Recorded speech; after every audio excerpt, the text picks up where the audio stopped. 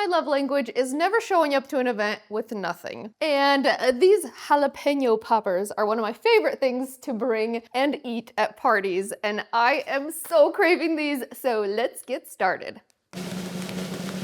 The prep for these is surprisingly easy. I start by cooking some bacon. You can use bacon bits and save yourself a step, but I like to cook it fresh. Saute on both sides until it is golden brown and crispy. If you're cooking these on the stove, I highly recommend using a splatter guard. That way it makes less mess, or you can also cook these in an air fryer. I would have put a paper towel. Okay, I'll put a paper towel. There's a paper towel. Look, Linda. The biggest reason why I love cooking the bacon from scratch is I like to keep some of that bacon fat. We're gonna stir that into the bread topping. It adds so much flavor. Oh, it's crunchy. Listen.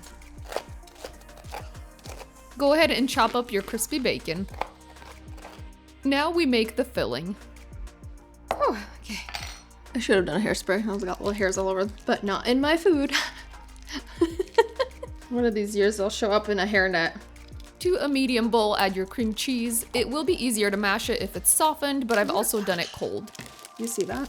Add half a cup or 2 ounces of shredded medium cheddar cheese. Cheddar is my go-to, but you can change it up and use what you have on hand.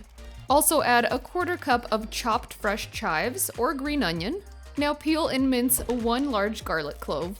Some of you have asked if I ever use pre-minced garlic, and the answer is no. Fresh garlic will always give you the best flavor, but you can definitely use a garlic press here to save yourself some time. To finish that off, season it with salt and freshly cracked black pepper. Mash all of that together with a fork just until it's well combined. Maybe a potato masher would work good here too, I don't know. I'm almost there. Now we get to the exciting part, our star ingredient.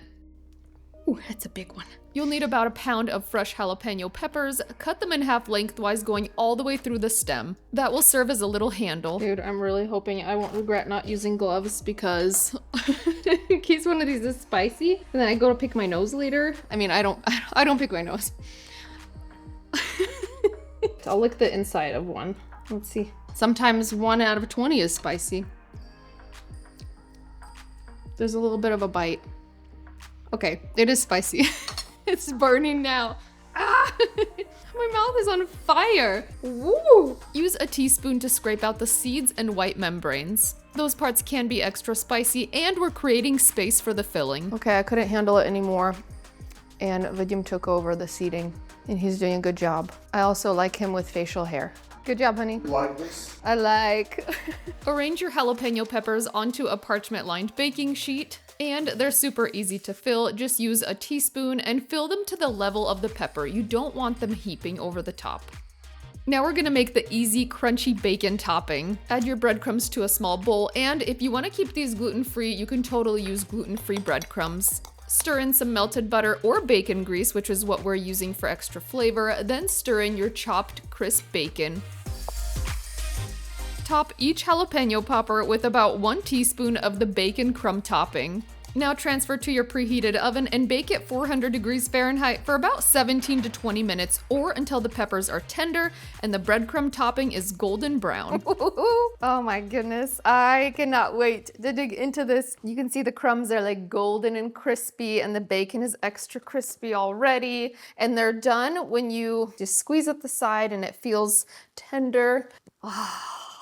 I can't wait to eat these. I know they're like blazing hot right now. I'm just hoping that they're not like blazingly spicy. That's the biggest concern. Let's pick one for the taste test. You're not gonna give it up 2 minutes? Yeah, I guess I shouldn't burn my mouth. Let's wait 2 minutes. This is awkward. Now we're just gonna stand here. Is the camera still on? No, I don't wanna wait 2 minutes.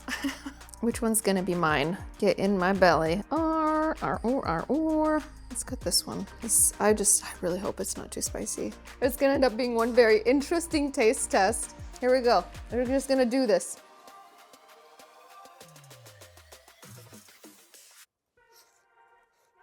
Oh, that's hot. Oh my goodness. And it is spicy. It's kind of burning my throat a little bit.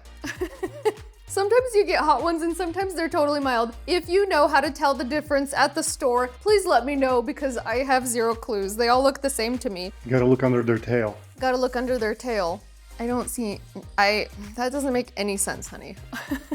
Oh, I want to eat more of it, but it's so hot. I think I burned my mouth a little bit, but it was so worth it. Ah, yummy yum. And the beauty of this recipe is they're good while they're still warm, but they're also really good when they're at room temperature or even cooled down. They are perfect for parties. I love that they're make ahead. And they always disappear fast. It's literally one of my favorite party appetizers. I personally get really happy when I see this show up at a party. I hope you guys totally love our jalapeno poppers. Find lots of great recipes in our cookbook. If you haven't gotten your hands on it already, you can see I use my own cookbook a lot. It's like 50,000 tabs in here. All right, I'll link to that in the notes. Let me know if you guys have any recipe requests, and we will see you on the next episode of Natasha's Kitchen. Oh, also let me know where you guys spotted Sharky. We're definitely gonna keep him rolling through this year because we just love to have him.